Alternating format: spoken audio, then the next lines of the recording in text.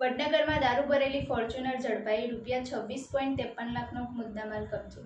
નમસ્કાર, તમે જોઈ રહ્યા છો મારો અવાજ ન્યૂઝ। વડનગર તાલુકાના મઢાસના ચોકડી નજીક સ્ટેટ મોનિટરિંગ સેલ એટલે કે SMCએ દારૂ ભરેલી ફોર્ચ્યુનર કાર ઝડપી પાડી છે। વડનગરમાં દારૂ ભરેલી ફોર્ચ્યુનર ઝડપાઈ ₹26.53 લાખનો મુદ્દામાલ કબજે।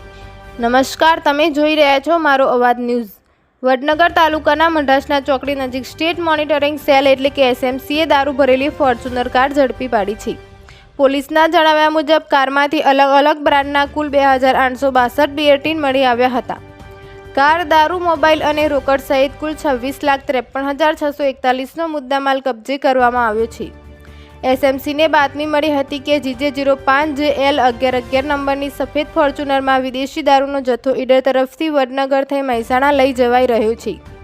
મઢાસના ચોકડી પાસે પોલીસે વોચ ગોઠવી હતી। કારને રોકવાનો પ્રયાસ થતાં ચાલકે કાર ભગાવવાનો પ્રયાસ કર્યો હતો।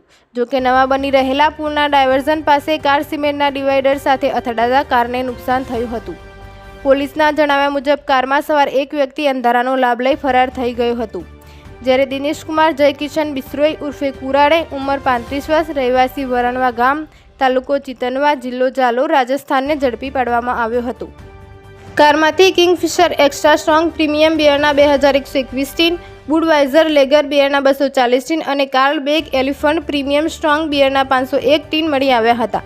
કુલ 2862 બિયર ટીનની કિંમત ₹46,46,641 હોવાનું FIRમાં દર્શાવવામાં આવ્યું છે।